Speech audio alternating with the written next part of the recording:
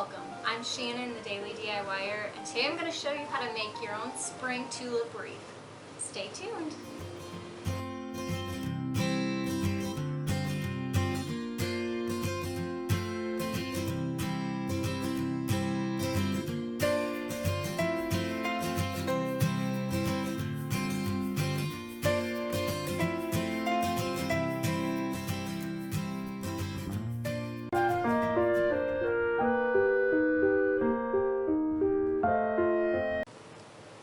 I'm so excited to finally be doing this project. I've been so looking forward to spring, and I'm ready to hang a very colorful, bright, and vibrant wreath on my front door. So I chose to go with a really bright and happy yellow tulip. I actually bought 3 bunches of these from Michael's. And to get started, we need a pair of wire cutters, and you're just going to want to cut all of your tulips off of the bunch.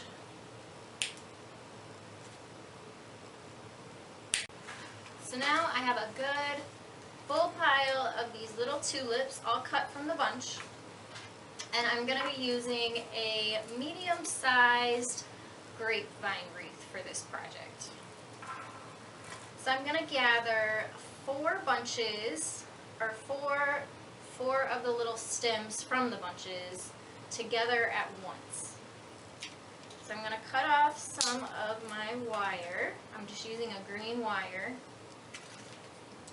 And I'm going to go ahead and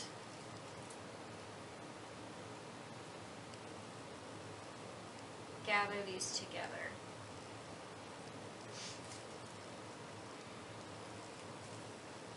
So go ahead and gather 4 bunches of these tulips together, and you should have a total of 6 bunches when you're all done. Okay, so I'm going to go ahead and bring you in close for the rest of this project so you can see the placement of where I put these tulips. So I have 6 bunches of these tulips, and I just wired them together so that they won't move around.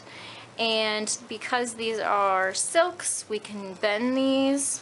I'm going to make them lay to go around the side of the wreath, so we want to bend them the direction that the wreath is bent in, like so. So to do this, I'm just going to add some hot glue to the ends of my stems here. And we're going to kind of wiggle those stems into the wreath so that they grab on to the grapevine, like so. And we're just going to keep layering our bunches over the top so that you cover up this part that we're gluing in the stems of the bunches, like so. I'll put this one about right. You have a little bit of time to work with your hot glue before it dries all the way. So we'll put this one about here. And we'll go back and we'll rearrange these once it's all secure, but we want to at least make sure that we're covering any gaps. You don't want to see a bunch of stem coming through the flowers.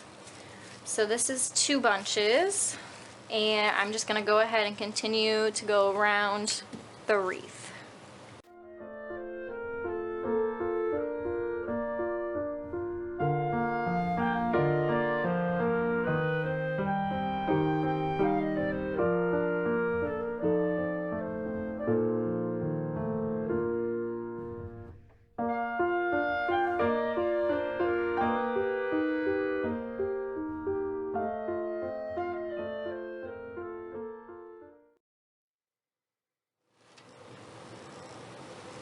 Okay, so now we have the flowers all added to our wreath, and I also am going to add a bow right here.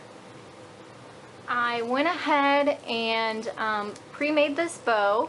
I actually did a video about this yesterday, which I'll link right here if you'd like to see how to make your own wreath bow that looks like this.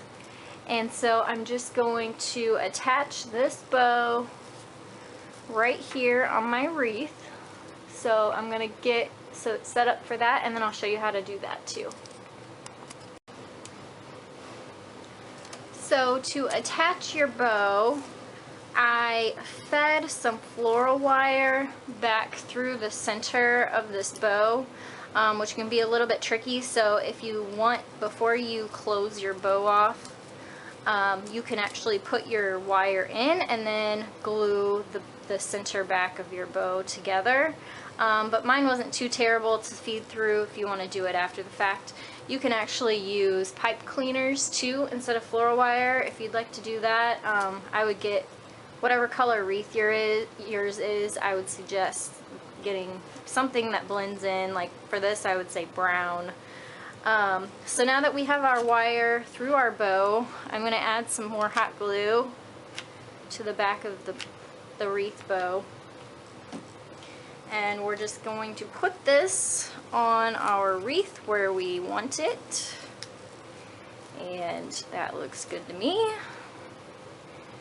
And we're going to let that sit and dry really good so it can adhere to your wreath. And here's why it's a good idea to add the wire to your bow. When your wreath is out in the elements like the wind and the temperature changes, sometimes that hot glue can fail. So to have this wire backup is nice.